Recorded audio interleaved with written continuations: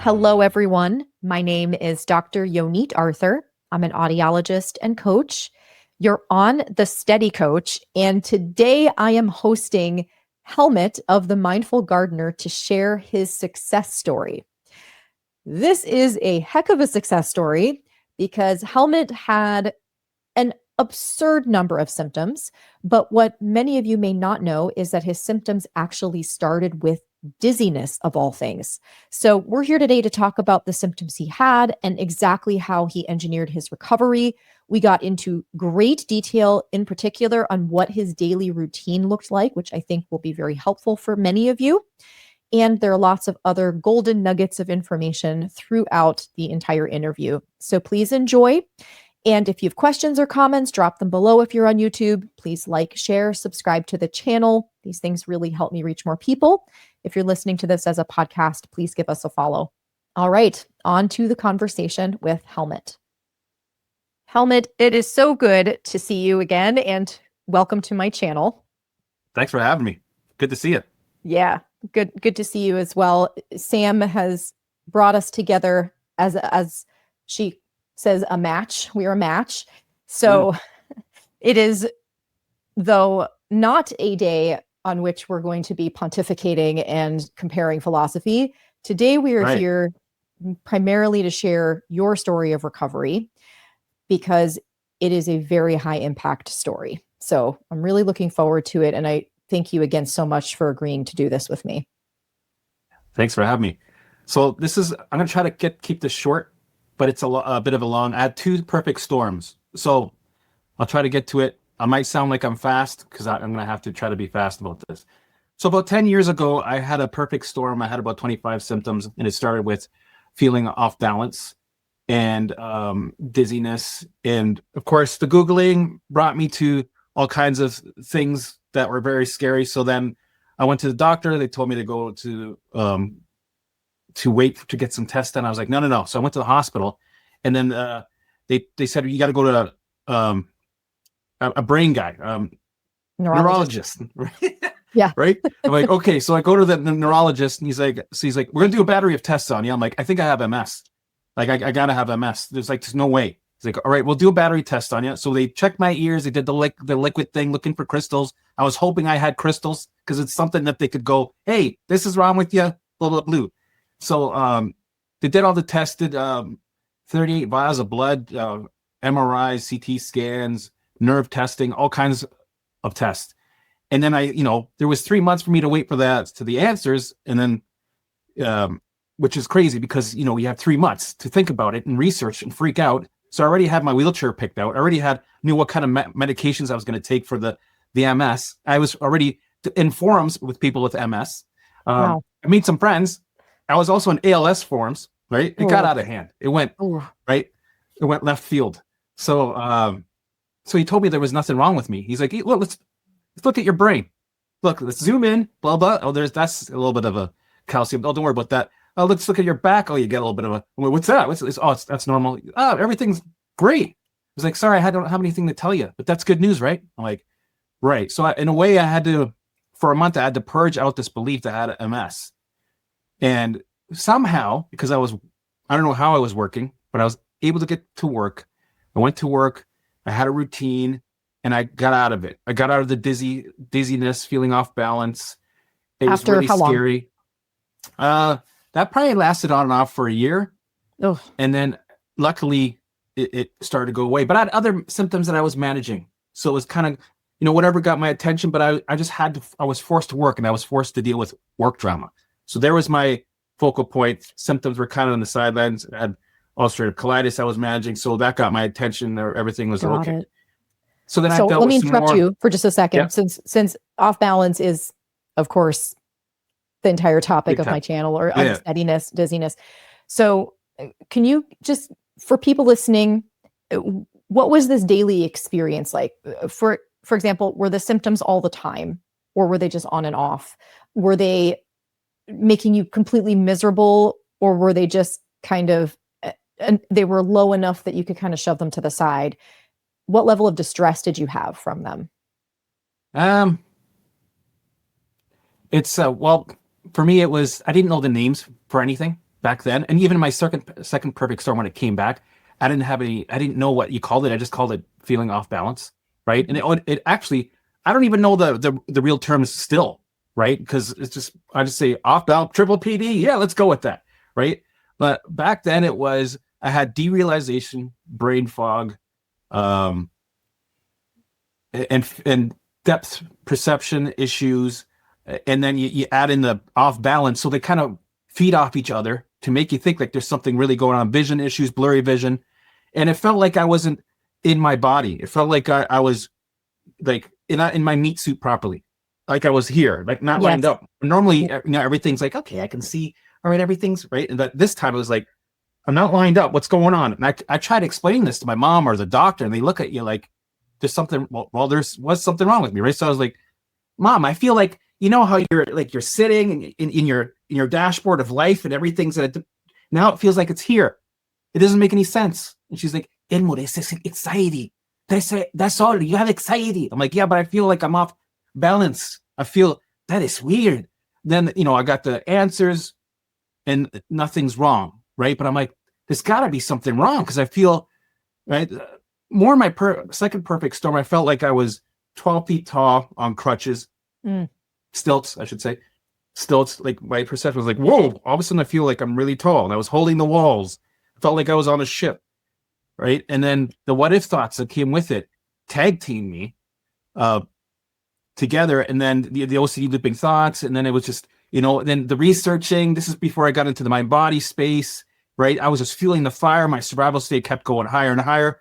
And it got my attention with being off balance.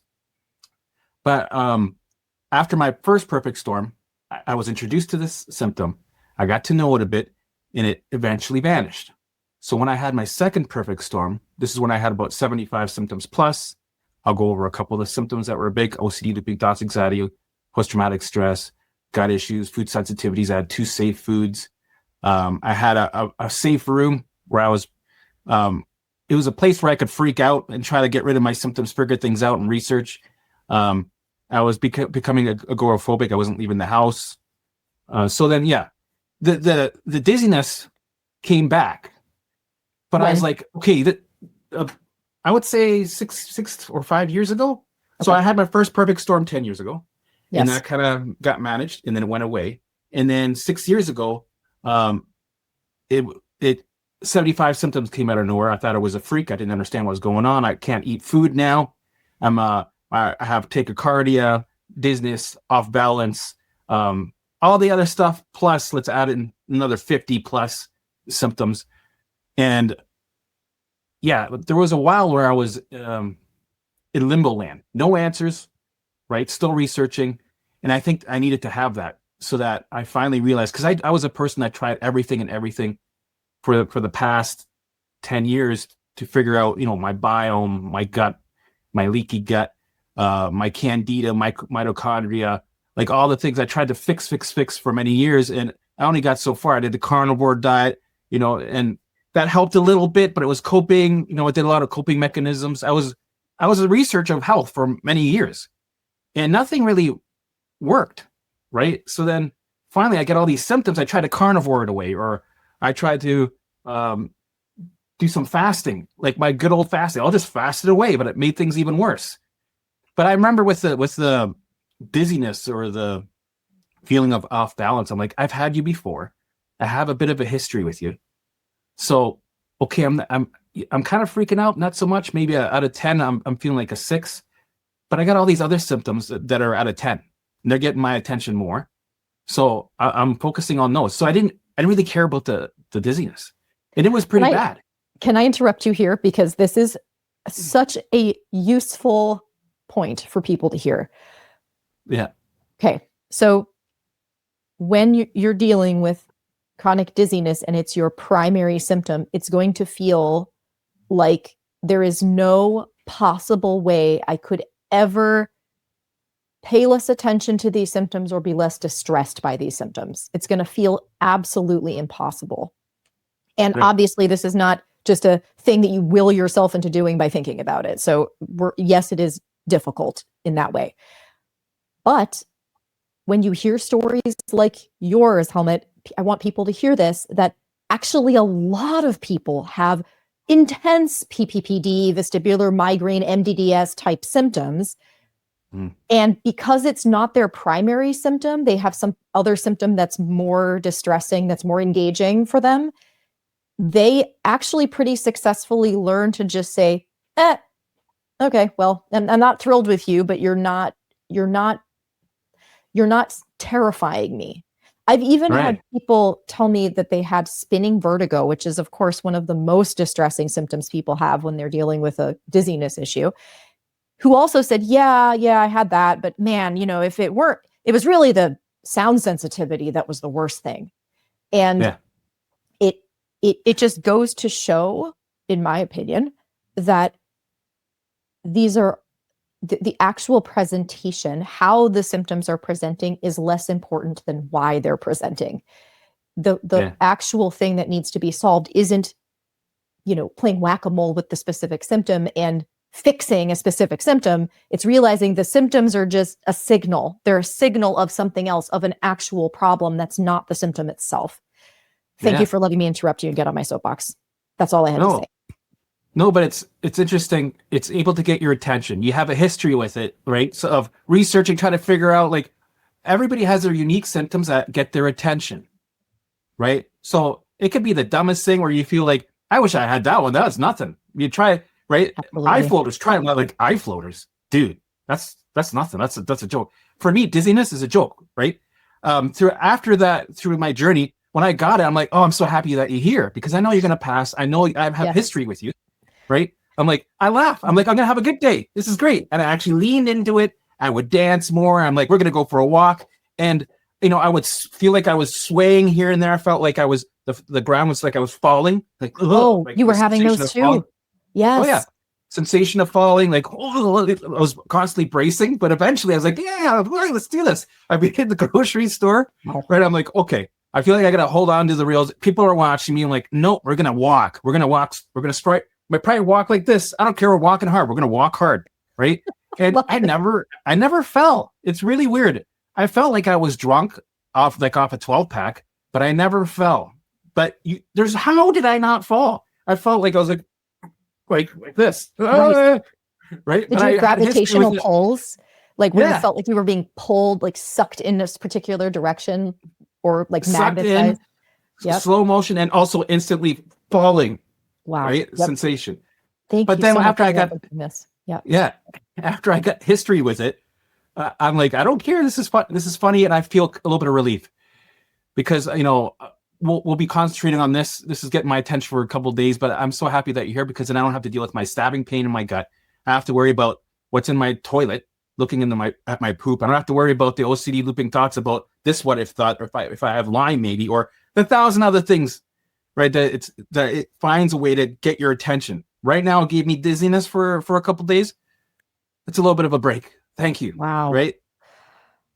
I just hope people are hearing this and feel so reassured again, because Helmut, as much as I, of course, respect you and you're obviously a very special person, there ain't nothing special about you that let you respond in this way that other people can't replicate. Other people can do exactly what you did. It's all a matter of understanding, in this case, I think, the meaning. And although you didn't fully understand the mind-body things at that time. No idea. You instinctively were doing the thing, calling its bluff, essentially, and saying, okay. By doing all the wrong things. That's the only way. I had to find out. The hard ways. So this is me. This is what I always tell people. I had to slowly build that leverage of indifference over time. I couldn't do it instantly. They say, well, you got to take away the fear. You got to crush the doubt. You got to just stop because that feels the symptoms. I'm like, yeah, I know. But yes. But I had to start somewhere. And the way I started was going to the hospital 3 times, freaking out when they told me, dude, there's nothing wrong with you. That's not, it might have lasted me for a weekend where I got the reassurance because I became a reassurance junkie. But eventually it wasn't enough. It could be like God coming down going, I designed you and I'm telling you right now, you're fine. I'm like, okay, thank you. A couple hours later, I'd be back in the hospital. So I had to start somewhere. So I started learning about the mind-body space. I started implementing the method slowly, and I still slipped. I didn't believe it. I was still going to the hospital here and there. But the way I figured is you got to start somewhere. You're going to catastrophize, right? Get them out of the way. Go ahead. Here's a permission slip. Freak out a couple of times. You need to, because we're human. So get them out of the way, but try to stop yourself from the researching and analyzing and trying to figure it out, because the researching is a big one, right? So, and that's just a behavior. I mean, so certain things like overthinking and looping thoughts, you can't control those, obviously, but you can control your behavior. You can stop yourself from touching the keyboard. Yeah. And I had to stop body checking so much, right? I had a thermometer, 3 thermometers. I was checking my heart rate constantly, my blood pressure. So I eventually had to stop myself, but I still did it. But instead of, checking my pendulum 50 times a day, I did it maybe once every 2 days. And then my body checking once a week. And then it was once a month. And that was gradually coming off it, but I still slipped. So with that, I was allowing the symptoms to be there. I was letting them do the thing. I was like, come do your thing. Make me dizzy. You know what? I want to be dizzy for the next, let's do 3 months. And I want you to give me all you can for the next 3 months, and we're going to invite you in. So instead of me trying to get rid of, right, because for me it was what we resist persists, we try to push it away, get rid of the liger, right? It just reaffirms to the brain that we're trying to get rid of the danger. Okay, keep the alarm on. So I tried to allow it, and I didn't like it in the beginning. It was a learning curve, allowing something I don't want. Okay, so I resisted a little bit. I white knuckled. I survived a little bit. Okay, so that was my formula in the beginning: 80% survival, 20% allowing, and then eventually you got 50-50. And I think the 50-50 stood for another year. Then eventually it was like mostly allowing, and then you build that leverage of indifference. You build that history relationship with your symptom, right? You invite it in, you get it to move in, it becomes part of the furniture. It's a roommate, it's your buddy, it hangs out with you wherever you go, right? And then the ratio changes where you're fully allowing. You don't even know it's there anymore. That's when you're fully allowing, when you don't know what's there, when you can ask yourself, are you dizzy or not? Do you know if you're dizzy? I don't even know, because I don't really care. That's where it got to. And I never knew when it left either. Yep. Okay. So I'm gonna walk us back a little bit, and then I have a logistical question for you. So it sounds like you kind of had a foot in the door during this second storm, because first of all, you were dealing with so many other debilitating symptoms that the dizziness was kind of maybe not the least of your worries, but it just wasn't at the top of the priority list. But also because you had previous experience, unlike how some people end up, which is sensitized and traumatized by their first experience with dizziness. So if it returns, they're like, oh my gosh, now the worst possible things happened. You already had a better relationship with it the second time around. So it was easier to naturally, even before you knew what you were doing, drop into allowing it to be there without completely losing your cool. So that's one thing. I'm curious to understand, because I know other people are going to ask this question. They'll be like, okay, that sounds great in theory, Yonit, except I can barely leave my house. Like I'm so debilitated. I can't even imagine functioning. So how did you function at this time when the dizziness, as you say, was at about a 6 out of 10, and you were dealing with all these other symptoms, and you had the safe room and all that? What were you doing in life? Like, how did you manage your life at that time? Sometimes I think it's easier to have a lot more symptoms than to have 2, because I was constantly busy engaging in my symptoms. This drove me, I don't want to swear, but it was driving me crazy, like insane. I thought I was legit, like a special case. Of course, the doubt loves to latch onto that. And it was my best friend. The doubt was constantly my best friend. I thought I was a special case. So sometimes it's harder when you only have 3 symptoms, because you're easily able to focus deeply into the one of the 3. Yeah. With me, it's like, oh my God, oh, okay, dizziness, whatever. That's floaters, gastritis, OCD looping thoughts, I can't breathe, like all these crazy.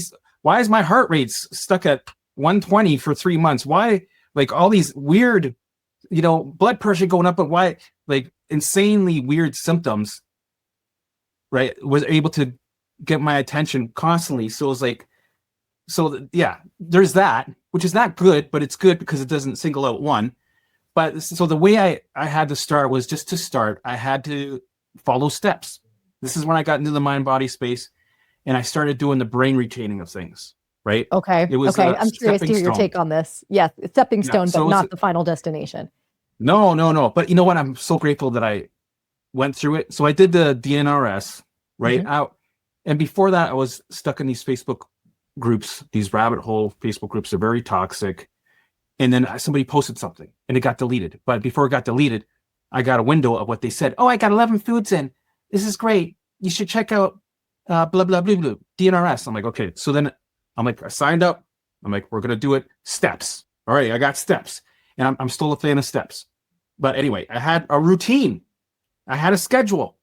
Started having my schedule. This is what I tell everybody, is my lifeline, right? Through my symptoms is my lifeline, because if you're sitting on the couch, especially if you're doing 75 symptoms and you got OCD looping thoughts about your symptoms, health anxiety, if you give yourself an hour sitting on the couch, the brain's going to hijack you. It's going to take control. You're going to ruminate. You're going to freak out. You're going to bring that survival state up. It has to. That's its job. It's going to win. That's guaranteed. You're not going to win. It's going to win. So you have to be prepared. You got to prepare yourself. And, we do the best we can with the allowing, but you got to have things to engage in with your day. So I had activities that I did throughout the day. I did them, followed them, and I brought the symptoms with me, right? I had to learn to do it. It wasn't easy. The more, actually, when I started it, I got more resistance. I got more dizziness. I got more of all the other symptoms that drove me nuts. But I had to, this is where I had to decide. I go, am I going to do this 110%? Am I going to sit on the fence and go wishy-washy, have 18 coaches, do 18 programs, and read the stuff but not take action? Am I going to be on the forums? I'm going to talk to Sally about my symptoms and spend all the energy, lots of energy, talking about it with everybody, but not actually taking the action. Say, I can't.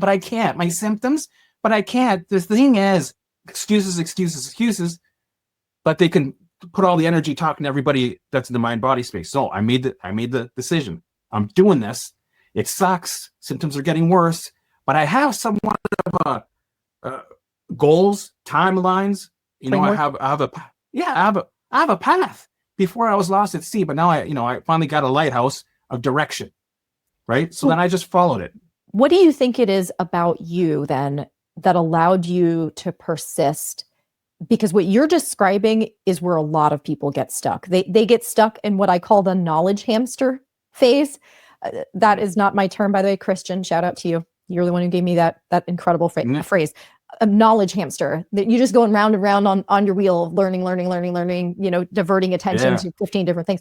So what was it about you, or at least maybe where you were at that time, that allowed you to buckle down and just commit and do it? Well, all my life, I was always a guy that didn't commit to nothing. I was lazy. I was useless. And people, if somebody would go, here's the answer to, here's a box, there's a key in it, there's the answer to everything. If God came down, I would be like, okay, I'll do it next year. I'm just, wishy-washy. I was the biggest wishy-washy guy, right? And I was a big dreamer. I had a lot of pipe dreams, and I would do them for like a week, and nothing would pan out. I was one of those guys, right? But the thing is, what got my ass in gear was my biggest friend was the fear. I needed the fear. The fear kicked my ass because it took everything in my life and it went and held it at ransom. I said, listen, all those dreams that you had, that's never going to happen. You're not going to be a good dad. You're going to be single, living in a basement with 18 cats. You're never going to live out west in a beautiful home with the mountains that you always talk about and think about. That's not going to happen. No, you're going to be on disability. You're going to be, right? So I'm like, I have no other choice. I got to do this. I got to take this serious. And I also watched success stories where people said, dude, you got to keep going. You can't just, because if you don't bring in that new program, it's just going to revert to the old program. So you got to push and, become an Olympian. You got to defy gravity. And plus, you have some friends on the sidelines that have recovered that I kept around. And I would ask them, and they would tell me what they went through. And I was like, okay, there's my peak of the light. There's my, I can see that I can get there because there's my evidence is there. My brain's looking for evidence. There it is. And I just latched onto that with all my life. And my reality, I kind of put it on the shelf because everything in my reality was lying to me. Any symptom that you Google will tell you you can't do it. You anybody you talk to, even your body, what you're experiencing, it's all smokes and mirrors, and it creates your reality. So you got to create this other reality, create a bit of a bubble temporarily, create your own. You got to brainwash yourself to heal. right? Instead of brainwashing yourself not to heal with all these groups that we were in, I did the opposite. So I cut things out. I created a bubble. I went off Facebook 2 years. I went off. I kept Instagram and YouTube, but only listened to like cooking shows and traveling. That was it. And I changed my mental diet constantly. Only information that talks about that I'm going to recover. If anybody started talking about, I'd be like, nope, gotta get out of here, gotta walk out. Sorry, I can't listen to you, because it would taint your beliefs really quickly. It would latch on, and go, see, no, there comes a doubt, and we're going to magnify that by 3 weeks, and you're going to be looping on that in your safe room, and you're going to resist it because you don't know about the allow method yet, and you're going to right. So then, right. So what you're saying is, before someone has tools to know what to do with doubt, then you have to kind of protect yourself. But the goal is to know what to do with doubt, so you can start to expose yourself to those potential sources of doubt and fear. And have some people on the sidelines that have been through it. Yeah. I think that's a big thing, right? Because now that if somebody tells you to distract from your thoughts, and right, that's not the way to go. But if somebody tells you, hey, listen, I know what you went through, maybe you should distract for a couple of weeks so you can see what it feels like, how your alarms get bigger and bigger and bigger, and it pretty much poisoned the well. Have you noticed? Like, yeah. But keep doing that for a week so you know what that feels like. Sometimes you gotta do the wrong thing so you know the contrast of what the right thing is. And I had to do that. I became my own guinea pig in a way. And then you start doing the right things, and you start to connect the dots. You start to allow. You bring that survival state down a little bit because you're not fighting. You don't have that inner battle. Also the researching. So that started to help me become more indifferent to my symptoms. And it was hard. Of course it was hard. I still slipped. I still freaked out. But the thing is, you got to be consistent. And the fear is what drove me to be consistent. And I'm a guy that's the biggest, laziest guy. And this is at the end of the day, you got to make that choice. So either you do it or you don't. Yep. So there's no real trick. There's no real, right, hey, I got this special thing. You just do it or you don't. If you don't, you're going to be stuck. And that's the reality. You're not going to improve. Symptoms are going to stay. And you could be one of these people that has it for 20 years, but you can always find out why. You can always zoom in and go, well, that's why. Well, I can see why. The way some of these people talk, you can see a bunch of the red flags in their speech pattern, right? I tried to get rid of it and it wouldn't go away. I felt good for a week, but then it came back. So now all these, I was like, well, you're reprogramming it. You're keeping it there. You're the one that's keeping that alarm on. Mm-hmm. So it's a lot of old behavior patterns and all that stuff. It's so tricky. And I, as you're saying this, I'm agreeing with you, and also feeling great empathy for people who feel so stuck, because it's so much of this is unconscious. It's not like you're trying to not do those things. In fact, I would say most of you listening to this are, if not all of you, are earnestly working your tails off to try to get better. But what you're trying to do consciously is not always on the same page with what you're trying to do unconsciously. And often not aware. That stuff is driving some of the things. Like, you're just like, oh, Yonit, I know I need to do this thing, but it's so weird. I just keep procrastinating. Okay. So without blame, though, that's exactly what I'm just talking about. There's a contradiction between what you think you're doing and what is actually happening. There is a part of you, I might say, a part of you that says, I don't know about this. I don't know if I'm doing this. Okay, but let me bring us back. So you're doing DNRS, you're committed, you've got your schedule, you're starting to work on you're at the stage of indifference, not allowing yet. So how far do you get with that, and what happens next?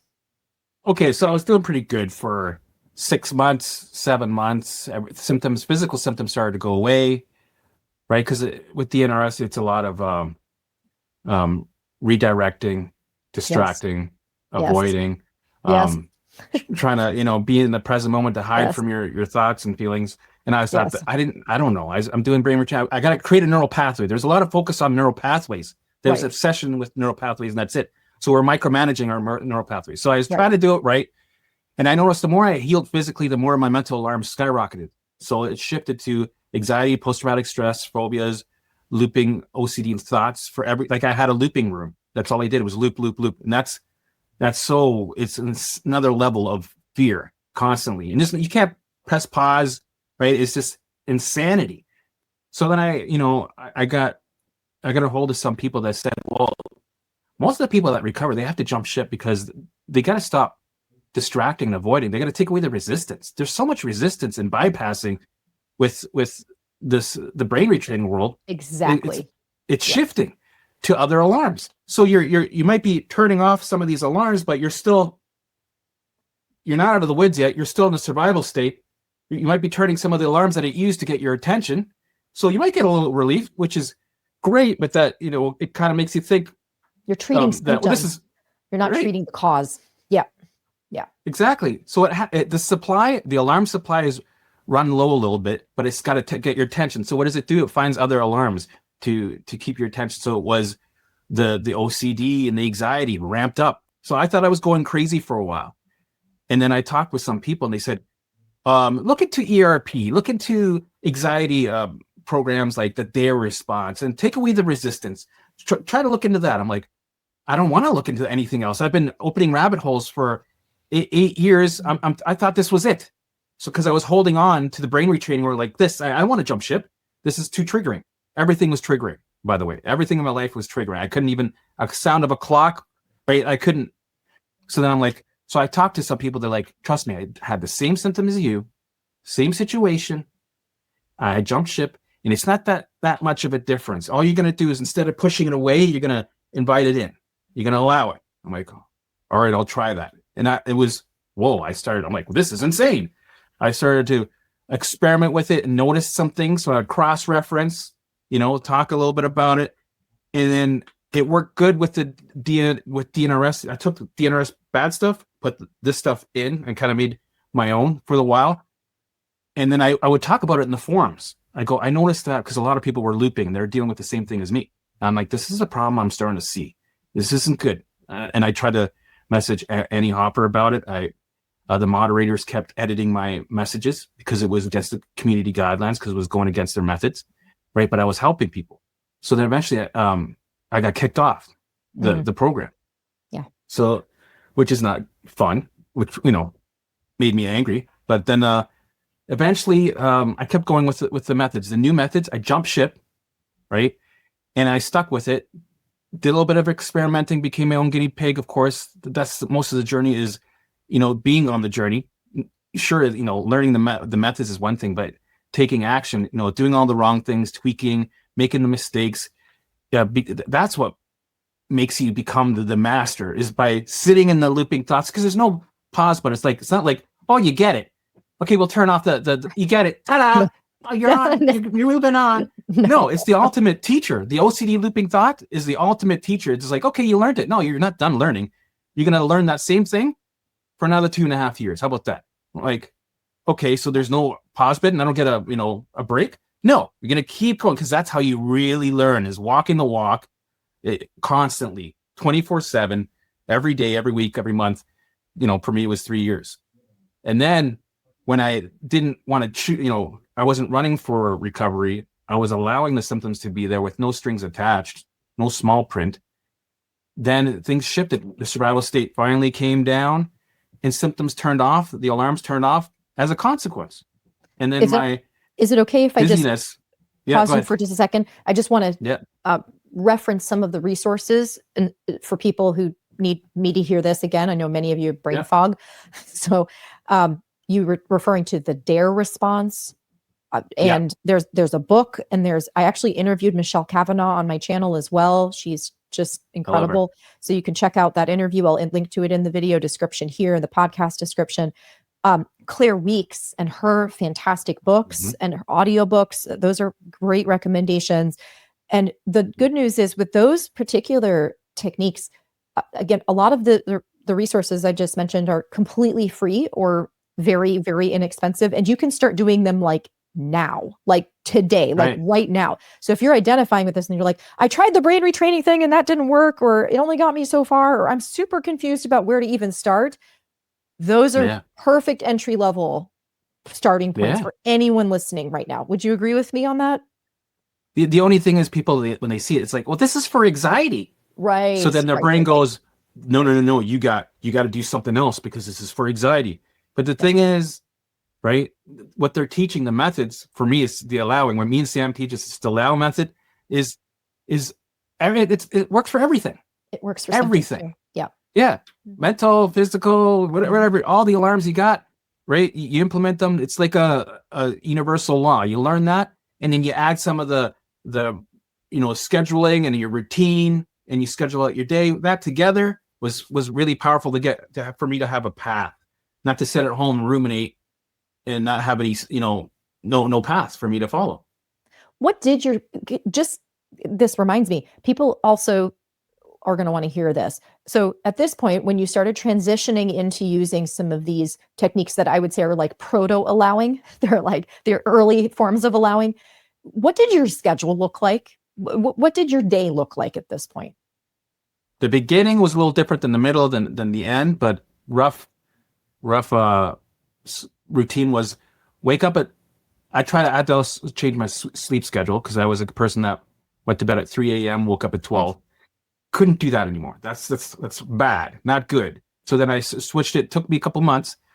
So wake up at 7, make the bed, go take a shower, listen to a daily dare because it got my day started.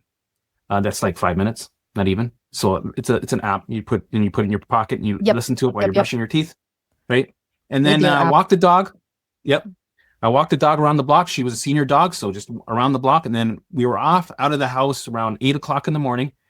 And I would find a trail, park. So there's nobody around in my car. This is my main spot that I did most of my healing was in my car when it came to doing some of these things I had to do. So I'd have like maybe some water. I'd have a meeting with myself, get organized, look at my schedule, routine, go, okay, this looks good. I could maybe improve that. All right, maybe there's something I was dealing with yesterday. Oh, got an argument with the spouse. All right, let's feel the feelings with that because if I don't, it's going to nag me all day. All right, got that. Get some Post-it notes. I got lots of Post-it notes. So get this going. This is what I got going for the week. Okay, we're set. So I started doing my visuals. That went from, let's say, 9 till 9:30.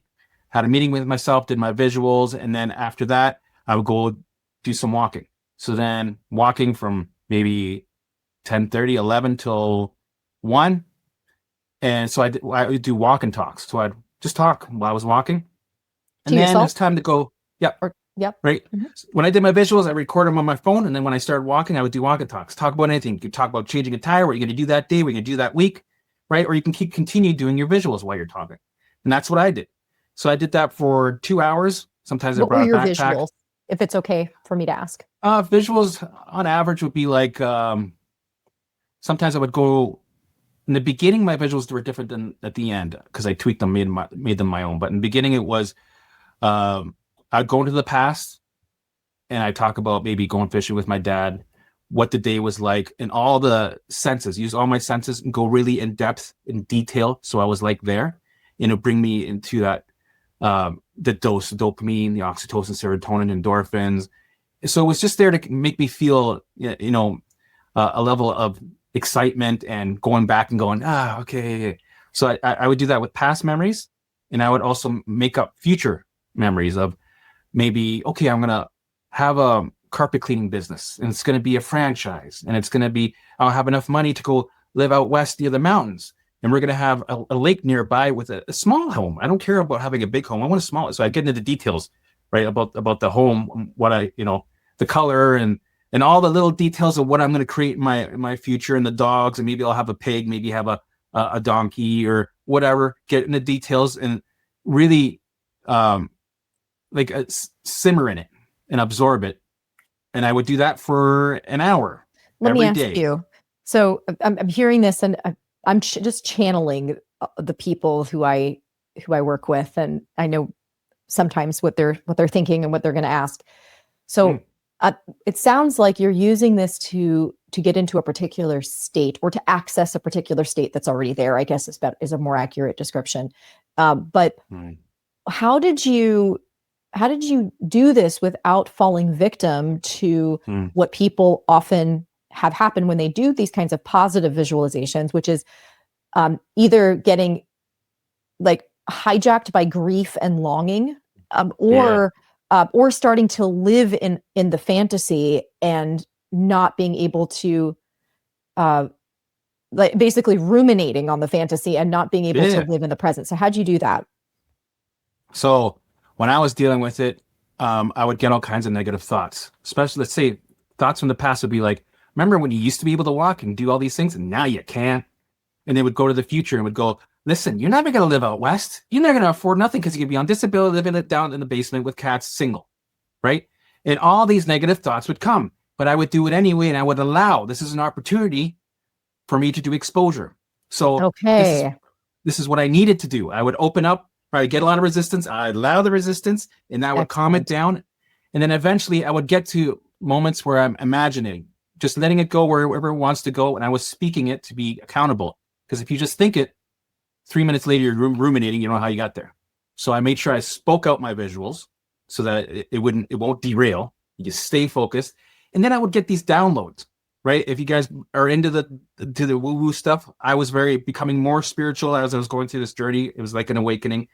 And I would get these golden nuggets of clarity, right? The more I was doing it, not forcing it, it would just happen by itself. Usually after 20 minutes, sometimes it wouldn't happen at all. Right? It's like I was working my spiritual muscle, right? And I would get these downloads of clarity kind of telling me, the questions that I had. Because I always had questions, some sort of questions of fear. Am I on the right track? Am I ever going to recover? Am I doing the right thing? Am I going to blah, blah, blah, blah? So I would get the answers, but in a way, it's like you're channeling in a way. You're tapping in, you get the answers. And the way I got them is it would just come out in my mouth, like when I'm talking. So I'd be like, yeah, so then we went fishing. It would all of a sudden, something would come out. I'm like, what was that I just said? I'd rewind it, play it back. That's why I recorded. And I would go, whoa, that's a golden nugget. I'd freak out, right? It didn't happen a lot during the week, but it happened maybe 2-3 times.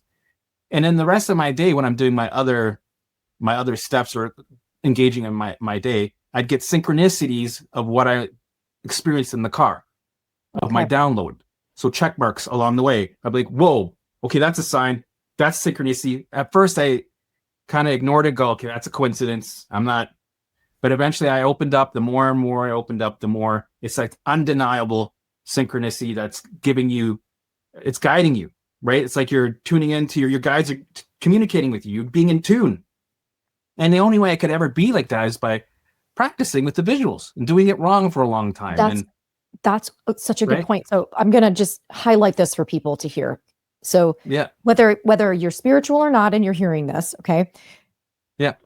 Doing positive visualizations, what you're describing is the point of the exercise isn't necessarily the visualization or the state you're trying to get into at all. It's allowing the resistance to come up and then allowing the resistance to be there. That's what actually gives you the insight. I think people get stuck in this, excuse me, they get stuck in this because they think the purpose of doing a visual exercise like this is to actually feel really good about it. And you won't. Good luck with that. You won't. Right. So that again, Helmut, this is just gold. The way that you're describing this, I think it's going to really correct some of the misconceptions around how to use tools like this. I know this is a very well-known quote, but the obstacle becomes the way. So you're using the visual as a channel to open you into what you actually need to do. The point isn't necessarily the visual itself, although later it may becomes as a consequence. You will eventually like it. You will love it. You will flow with it a lot more. But in the beginning, it was very difficult. My looping thoughts were constantly hijacking me.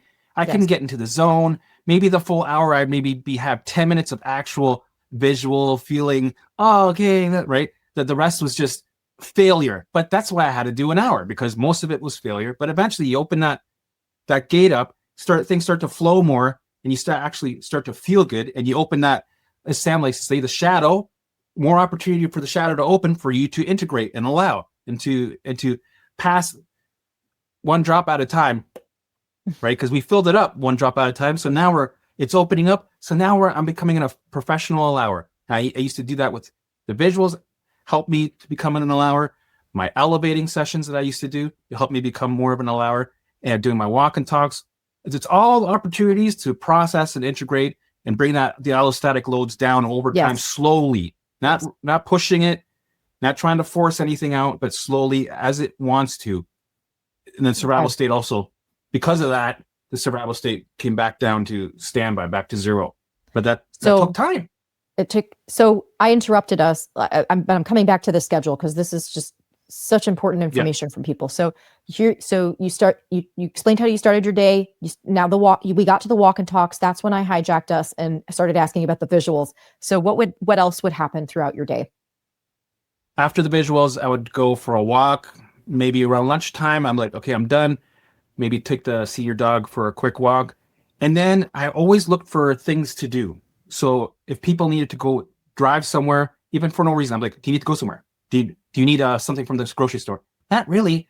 Do we need eggs? We got like 5 cartons of eggs. Okay, just give me anything, any reason just to engage and fill up my day, fill up my schedule. So at lunchtime, I'd be maybe buying some things to make lunch, go home, drive home, and I would have this all in chunks, right? Mm-hmm. A lot of ish. So around 12 to 1-ish, I'm eating lunch or prepping for lunch-ish. So it wasn't very for me, it was more chunks blocks of time. Yeah. Mm-hmm. Other people like CFS, they might need mm-hmm. But me, I could do with chunks of time. So then I always look for opportunities if I'm driving somewhere or chopping vegetables at lunch or chopping vegetables for dinner, put music on. If it was in the car, if I'm driving somewhere, I blast the music. If it was reggae, also the type of music. I couldn't listen to metal anymore. So I started listening to reggae or 70s groove, and I'd be tapping away. Thank you for Are you back to metal now? Not really. I stopped. Okay. My taste in music's changed. Well, a lot of things have changed. So I'm a totally different person. Anyway, so I'd be driving, singing along, happy songs, tapping away. Okay, go to the grocery store. Good opportunity for exposure. I like to do the grocery store at least 3-4 times a week. Great opportunity for exposures. And then we go home, you chop the stuff, and you put music on, you do a little do-si-do in the kitchen, right? And then we're off on a walk and talks again. So I was okay, more walk and talks. So I did another walk and talk for maybe an hour, come home, it's about near dinner time, right? Same thing. Chop the vegetables, whatever, and do-si-do, engaging also with cleaning whatever I had to clean. So you try to fill up your day. And then I did elevating session after dinner.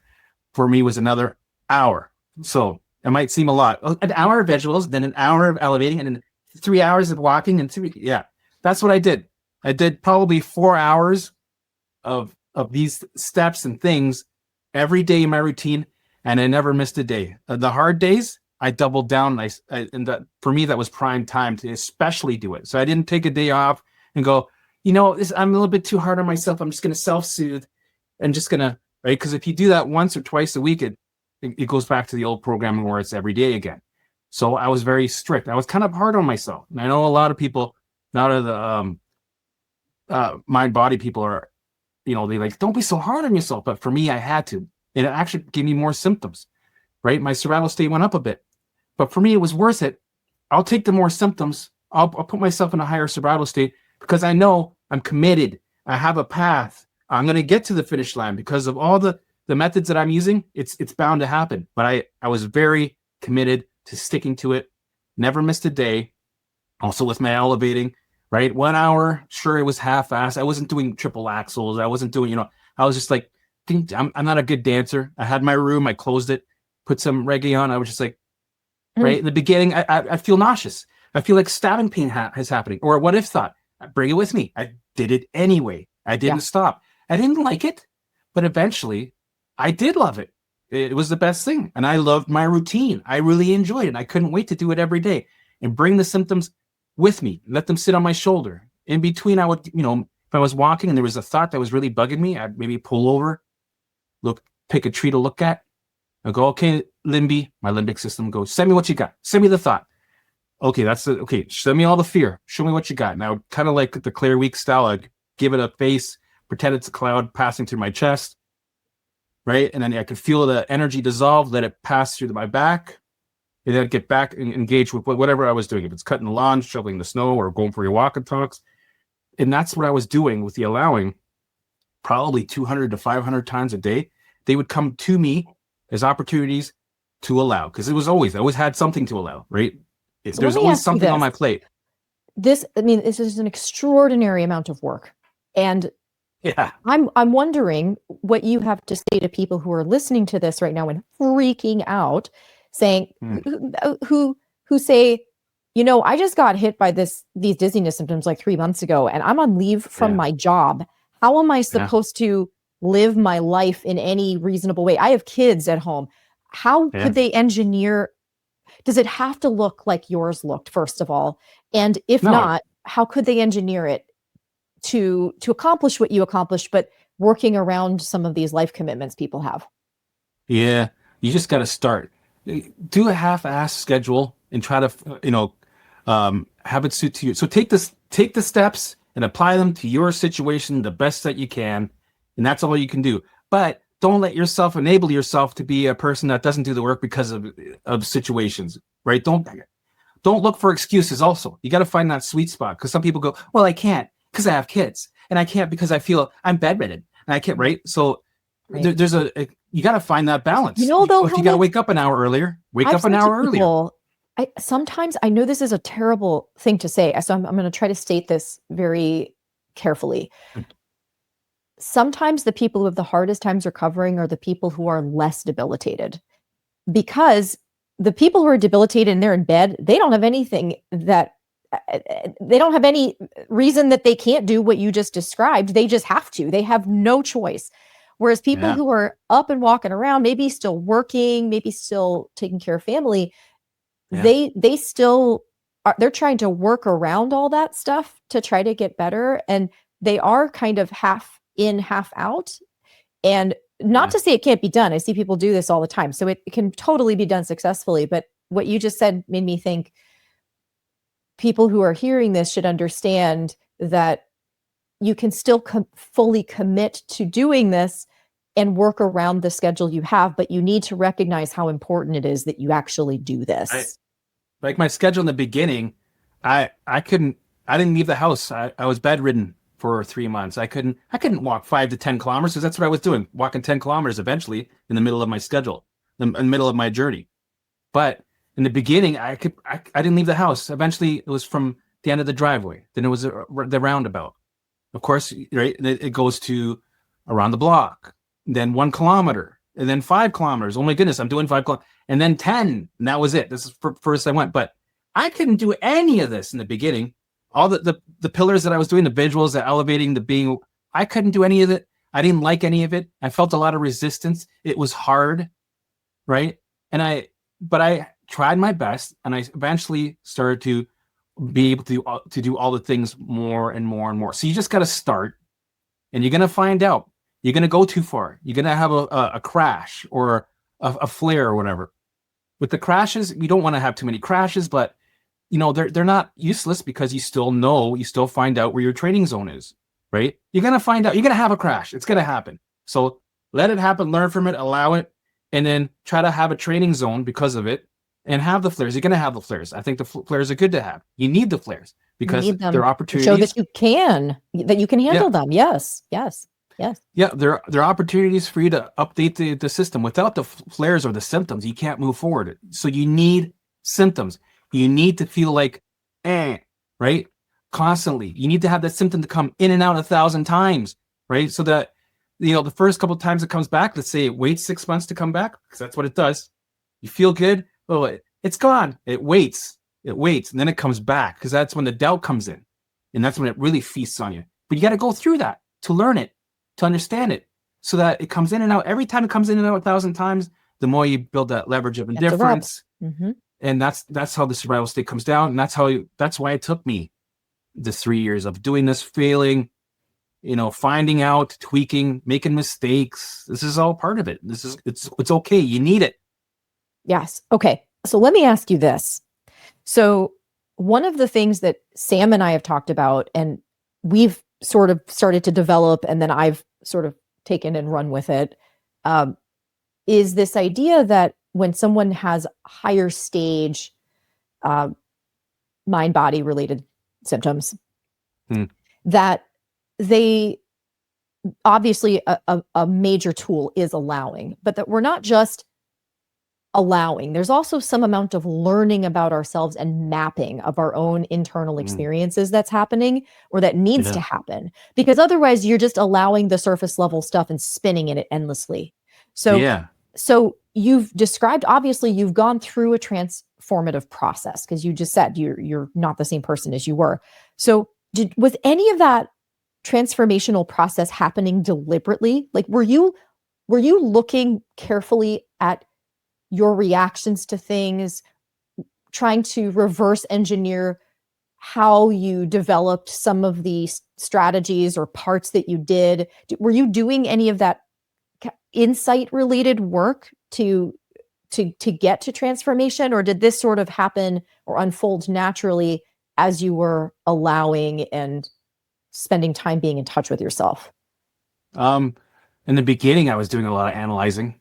It didn't do anything. So I told myself, not analyzing. I was telling myself, okay, you're in a survival state. You're stuck in fight or flight. You're running an old program, right? The alarms are going off. So the symptoms, the things that are, if you zoom in, if you were to look at my mitochondria or this or that, it's going to look wrong. It's going to look right. And people think that's wrong. It's broken. But I'm like, it's supposed to be like that. What do you expect? That's what I told myself. I'm like, once I bring that survival state down, introduce a new program, it's all going to regulate and get back into balance, and symptoms will go away as a consequence. Alarms will turn off. And then, that's when things will happen. But for now, I got to stop analyzing. I got to start trying to figure out why, where did this come from? Why did that? Because then I'll be feeding the survival state again, right? So also with the allowing, I had to find a sweet spot with the allowing, because you can't just allow something for 3 hours, because that's like putting gasoline on the fire again, and you'll start to ruminate. So it's a combination of doing all the work together, being engaged, having your schedule, being aware of behavior patterns, and allow whatever the brain sends you on a plate, right? That second, oh, we're allowing this? Okay, we'll allow it. And I only allowed max maybe, in the beginning is a learning curve. So 3 minutes to 10 minutes per whatever thought it was, I allowed it, or symptom. Then eventually I got better at it, and I would allow 30 seconds to 3 minutes tops. And this was in your body too. This isn't a thought, because you said you mentioned thoughts. I just want to be clear, because I know what you're saying, and just clarifying. This isn't like, oh, I'm just going to think this thought for 3 minutes. This is not at all. This is realizing there's a lot more to this thought than just the thought that you're having. There's a whole felt sense experience that's happening with it, that's underneath it. So what you're describing is actually feeling that. Is that accurate? So they would tag team. So a thought would tag team the symptom. Let's say it's a shoulder pain, right? So the catastrophizing thoughts, the what if thoughts, well, this could lead to blah, blah, blah. Maybe in 2 years, you're going to be blah, blah, blah, right? And I would get a big charge in my chest. And then I would loop on that thought. What does this mean? What does this mean? And it was just loop, survival state goes up, and you get more thoughts and more symptoms. So it's just an endless cycle. So with the allowing, it kind of breaks some of that cycle and allows the energy to disperse by letting it do its thing without trying to analyze, figure it out, get rid of, fix, right? And that's hard to do in the beginning, because it feels like it's this massive magnet that's pulling you, or this massive itch that you need to scratch. But over time, you got to try not to figure it out or research it. You got to it takes time, right? Slowly pull back. I'm hearing this, and I'm going to translate this. I think this is going to reconcile the question that I asked with what you're saying. So what you're saying is you were self-attuning. You were relating to your own experiences, these internally generated experiences, with allowing from a place of acceptance and maybe compassion or some curiosity, and maybe not at first, but eventually. And in a way, you were not deliberately, like I'm gonna parent myself, but in sort of a parental role, creating safety by doing that with your experiences. And that when you're doing that, that's sort of one of the mapping activities that I think of as being important to recovery for people who have more severe presentations, starting to get clarity on what your internal experiences actually are and developing relationships with them in an experiential way, not in a let's analyze and figure out how all these pieces fit together necessarily, although that is important for some people. I will say I have a bit of a bias here as a person who loves maps myself. I like having that clarity for people, but it's very difficult to do on your own without getting stuck in cycles of rumination. So what you're really trying to do is get to know your internal landscape and learn how to relate to your internal landscape. And that's exactly what you just described in just totally different words than I used. Yeah. I just let things fall where they may, even no matter how ugly and whatever, they would get your attention in unique ways because it knows you. You're you. It knows all your secrets and all your fears, and it will take something from the file folder and use it to get your attention. But eventually you get to know it and understand the patterns because you allowed it to do its thing. You build history, experience, and then you become the person in the driver's seat, right? And you just keep sticking to your routine and your path, and you allow things to come as they do, and then you engage. So the engaging was really huge for me. So you allow for a bit, but you got to engage and move on and bring that thing with you. That thought, that it's sit on your shoulder while you're cutting the lawn. So that, because if you don't, you'll ruminate, right?